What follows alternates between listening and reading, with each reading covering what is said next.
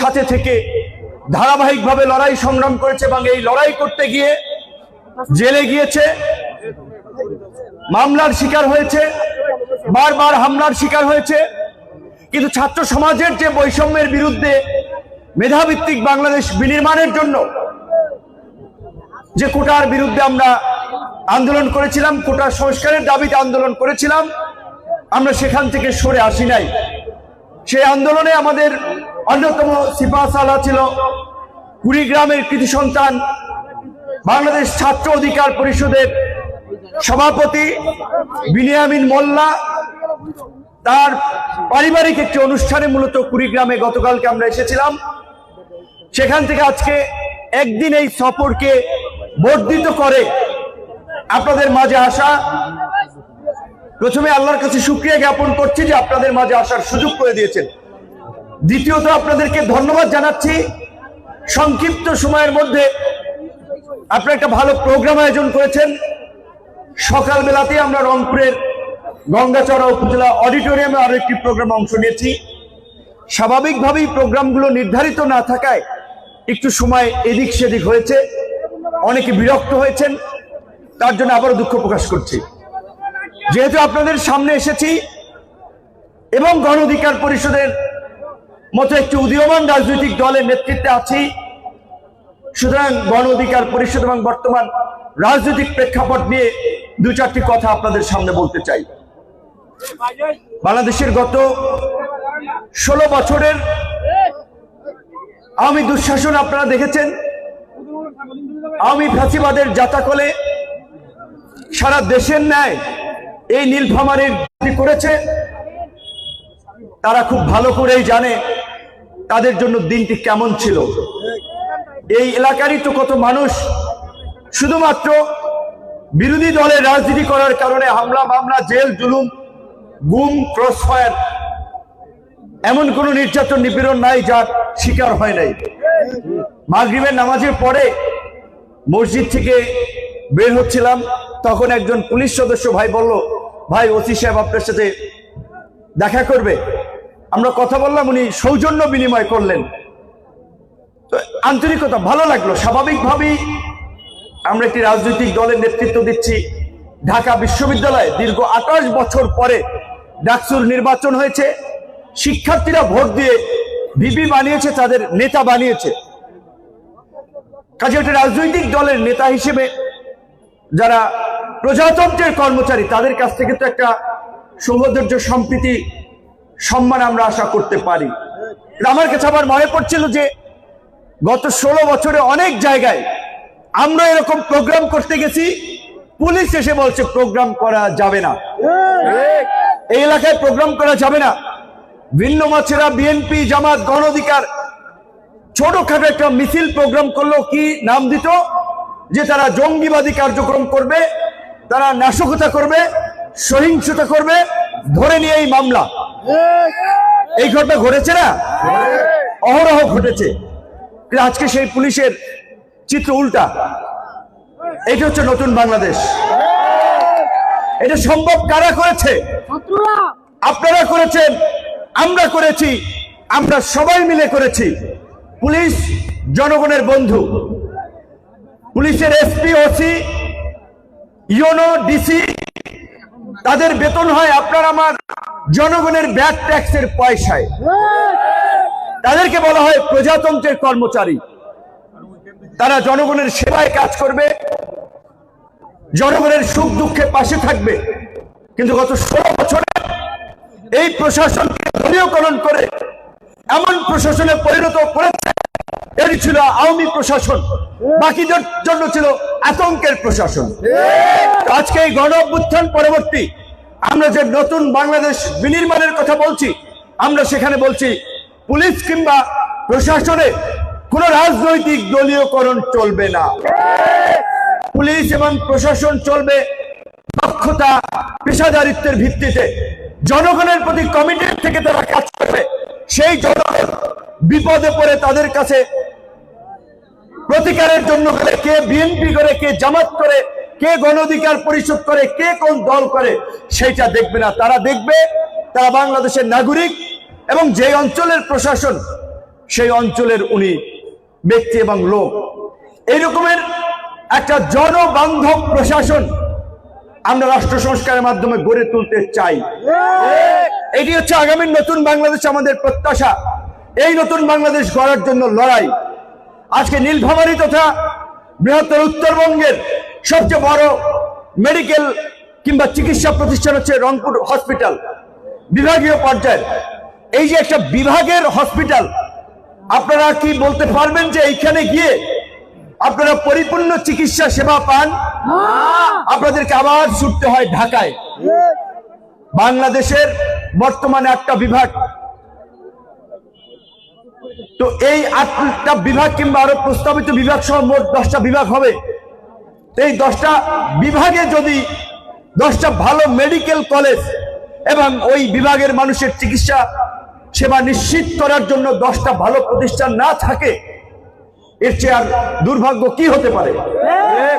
আমরা স্বাস্থ্যমন্ত্রী মানে উপদেষ্টা এবং মন্ত্রী পদমর্যাদা একই, আরেকজন আছেন বিশেষ সহকারী প্রধান উপদেষ্টার প্রতিমন্ত্রীর পদমর্যাদায়। দুইজনের সাথে ব্যক্তিগত আলাপে বলেছিলাম, আপনি একটা কাজ করেন, 10টা বিভাগে 10টা ভালো হাসপাতাল সহ মেডিকেল করেন। সেখানে প্রয়োজনে এখন অল্প সময় যদি 100 কোটি টাকা করে বরাদ্দ দেয়া লাগে, 10টা মেডিকেলের জন্য কত টাকা লাগবে?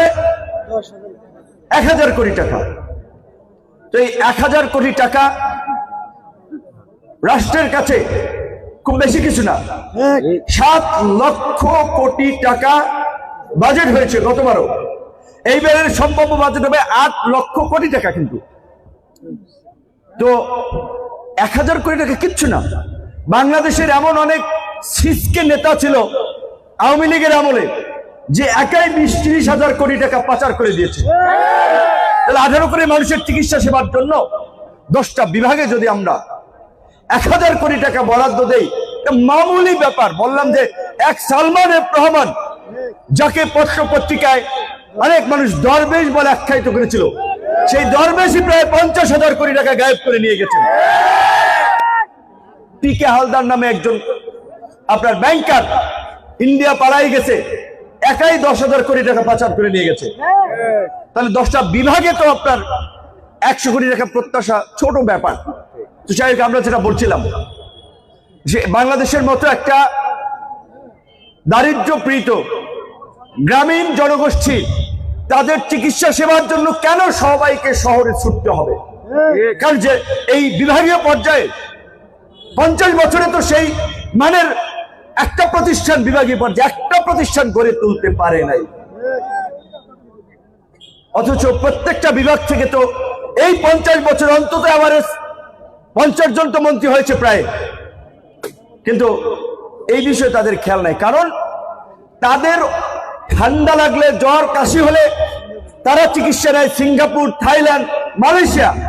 সুতরাং আপনি চিকিৎসা পান বা না পান, রংপুর মেডিকেল কলেজ কিংবা এই নীলফামারী জেলা হসপিটালে এক্স-রে যন্ত্রপাতি ঠিকঠাক আছে কিনা, আপনার অন্যান্য অপারেশন করার মতো যন্ত্রপাতি আছে কিনা, ওইটা দিয়ে তাদের তো খুব বেশি দরকার নেই। তাদের ছেলে মেয়ে, বউ বাচ্চা, আত্মীয় স্বজন, তারা তো এইখানে চিকিৎসা নেয় না। এমনকি এখন নেয়, এখন নিবে কিনা আমি জানি না। শুধু রাজনীতিবিদদের দোষ দিয়ে লাভ নাই। এই দেশের যে আমলাতন্ত্র, কলুষিত আমলাতন্ত্র, যে আমলাতন্ত্র রাজনীতিবিদদেরকেও কলুষিত করেছে।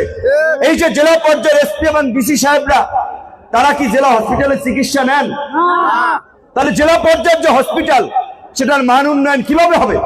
তা আমরা এই জন্য বলছি যে শুধু বিভাগ না, জেলা পর্যায়ের হসপিটালগুলোকে আধুনিকায়ন করে সব ধরনের চিকিৎসা সেবা এবং বিশেষজ্ঞদেরকে জেলায় পদায়ন করতে হবে। আজকে এই যে পেশাজীবীদের মধ্যে রাজনীতি, ডাক্তাররা রাজনীতি করে। আচ্ছা, আপনারা বলেন, ডাক্তার সে সরকারি চাকরিতে জয়েন করছে, সরকারি চাকরিজীবীরা সরাসরি রাজনীতি করতে পারে না, কিন্তু বিএনপি পন্থী ডাক্তাররা করে DAP, doctor association of Bangladesh, Awami পন্থী ডাক্তাররা করে সাচিব, স্বাধীনতা চিকিৎসক পরিষদ, জামাতপন্থী ডাক্তাররা করে এনডিএফ, সম্ভবত ন্যাশনাল ডেমোক্রেটিক ফ্রন্ট বা এরকম একটা নাম। কেন করে? ডাক্তারদের রাজনীতি করার তো টাইম থাকার কথা না।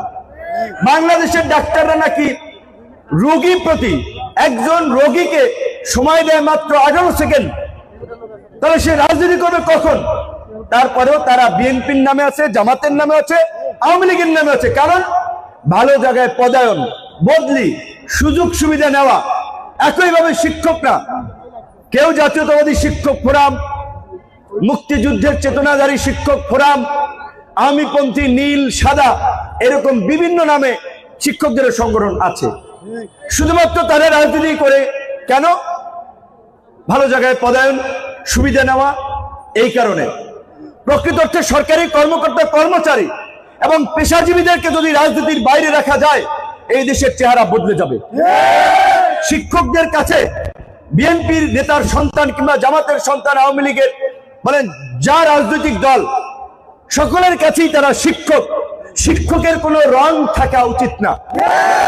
শিক্ষক থাকবে সবার উঁচু মর্যাদা, অনন্য উচ্চতায়। আমরা সেই শিক্ষকদেরকে দেখতে চাই। এই হচ্ছে আমাদের নতুন বাংলাদেশের প্রত্যাশা। শিক্ষকরা, প্রাইমারি স্কুলের শিক্ষকরা অনেকে বেতন পায় সম্ভবত 11তম গ্রেডে। মানে শিক্ষকরা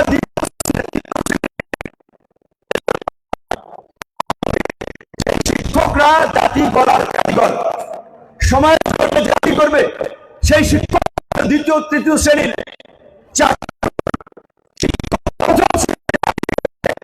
শিক্ষকদের বেতন শিক্ষকরা শিক্ষক হিসেবে আমার মতো রাজনীতিবিদ বলেন, আপনার মতো ব্যবসা করেন, বানায়কে শিক্ষক। আমাদের শিক্ষা ব্যবস্থাকে ঢেলে সাজানোর জন্য আমরা বলছি শিক্ষকদের মর্যাদা বৃদ্ধি করতে হবে,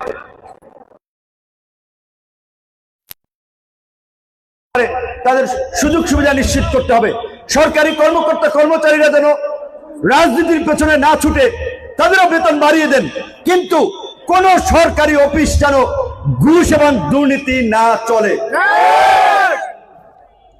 শেখ হাসিনার পতন হয়েছে, দেশ থেকে পালিয়ে গিয়েছে, আওয়ামী লীগের পতন হয়েছে, কিন্তু সরকারি অফিস আদালতের দুর্নীতি বন্ধ হয়েছে? সব পাল্টাইছে? এখনো সব উপর দিয়ে নিচ দিয়ে সব দিন দরবার চলে। এটা যদি চলতে থাকে তাহলে এই যে 2 সহস্রাধিক ছাত্র, যুবক, তরুণরা নিজের বুকের তাজা রক্ত ঢেলে দিয়েছে, নিজের জীবন বিপন্ন করেছে, আমরা যে জেলে গিয়েছি, নির্যাতিত হয়েছি, যে আমরা একটা গণতান্ত্রিক মানবিক বাংলাদেশ চাই, তাহলে সেই বাংলাদেশ কেমনে হবে?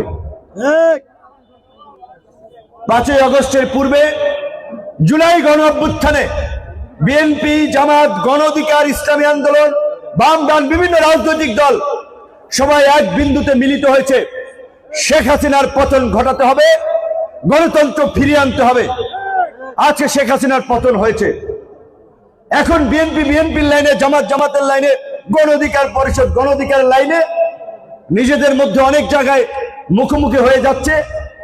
এটা কিন্তু আমাদের জন্য শুভ লক্ষণ না। এই আন্দোলনের অংশীজনেরা যদি মুখোমুখি হয়, এটা একটা অশুভ লক্ষণ। কারণ আন্দোলনদের অংশীজন, গণ অভ্যুত্থানের শরিক দলসমূহ, তারা যদি মুখোমুখি হয়, ফ্যাসিবাদের পুনর্বাসন ঘটবে। আওয়ামী লীগ মাথাচাড়া দিবে। বিপ্লবের পরে, গণ অভ্যুত্থানের পরে বিভিন্ন জায়গায় বিশৃঙ্খলা থাকে, সমাজে আইন শৃঙ্খলা বাহিনীর নিয়ন্ত্রণ থাকে না, নৈরাজ্য চলে। সেই নৈরাজ্য থেকে আরো বিশৃঙ্খলা তৈরি হয়। তাই আমাদের গণ অধিকার পরিষদের নেতা কর্মীদেরকে, সারা দেশের নেতা কর্মীদেরকে আমরা নির্দেশনা দিয়েছি, এই আন্দোলনের মধ্যে দিয়ে গঠিত সরকার, দলমত নির্বিশেষে সকলের সরকার, এই সরকারের সফলতার উপরে নির্ভর করে আগামীর বাংলাদেশের ভবিষ্যৎ।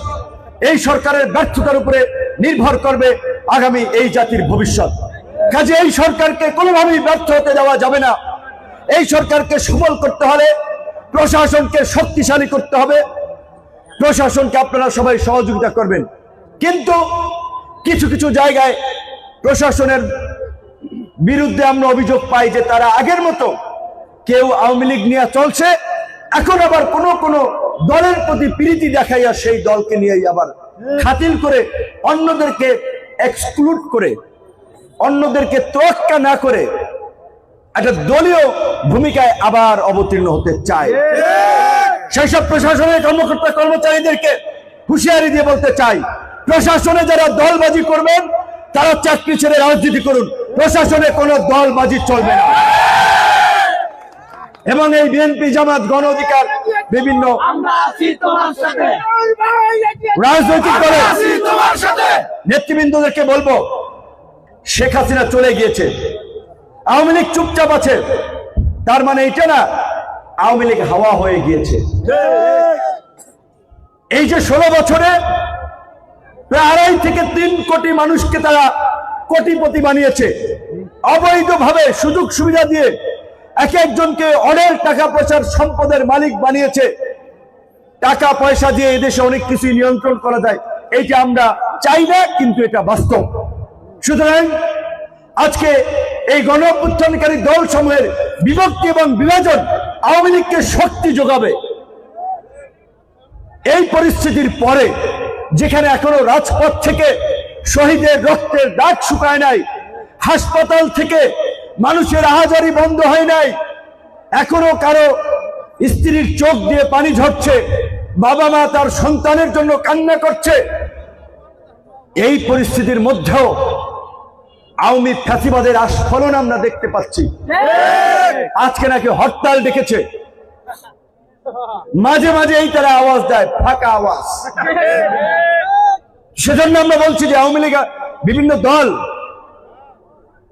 বিএনপি জামাত গণ অধিকার ইসলামী আন্দোলন যারাই আছেন, যার যার নিজস্ব রাজনৈতিক কর্মসূচি থাকবে, রাজনীতিতে প্রতিযোগিতা থাকবে, কিন্তু আওয়ামী লীগের প্রশ্নে আমাদেরকে এক বিন্দুতে থাকতে হবে। আওয়ামী লীগের প্রশ্নে কোনো আপোষ করা যাবে না। আওয়ামী লীগ যদি আবার বাংলাদেশে ফিরে আসে, ভয়ঙ্কর রূপে ফিরে আসবে। 75-এ শেখ মুজিবুর রহমানের হত্যাকাণ্ডের পরে 96-21 বছর পরে ক্ষমতা এসেছিল, এসে কি প্ল্যান পরিকল্পনা করেছিল আপনারা দেখেছেন।